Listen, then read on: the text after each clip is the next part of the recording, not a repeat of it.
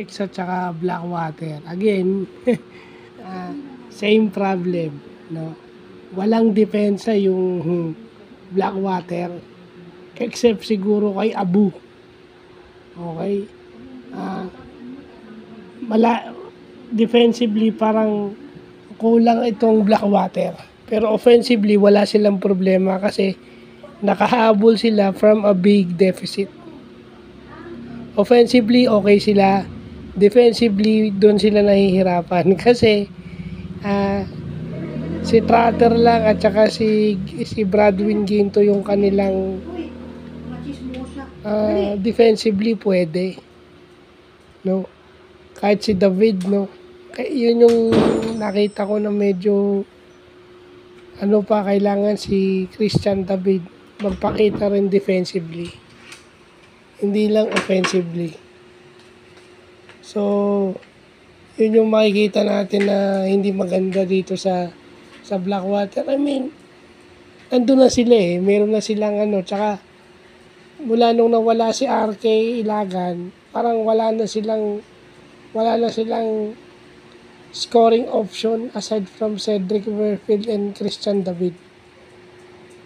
Yung kasi kailangan sa isang team triumvirate yung umi-score o tatlo dun sa rotations mo yung legitimate scorer, no? At saka ito si Panopio medyo inconsistent pa kasi rookie, nag-a-adjust pa siguro to.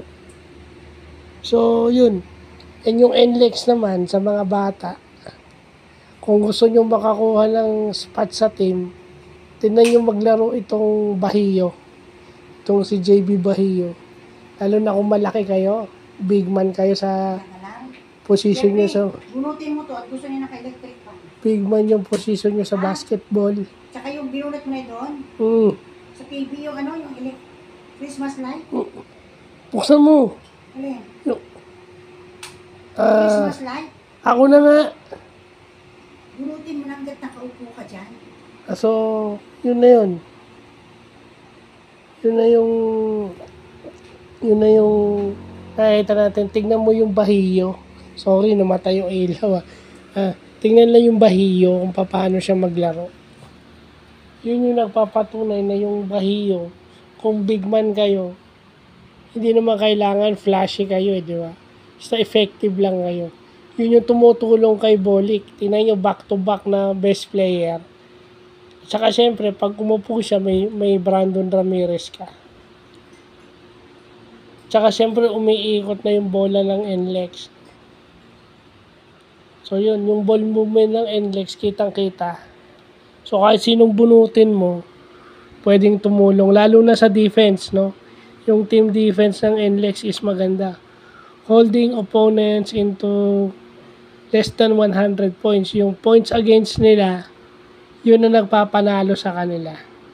Dilimitahan mo yung kalaban mo to less than 100, pero sila umiscore ng 99.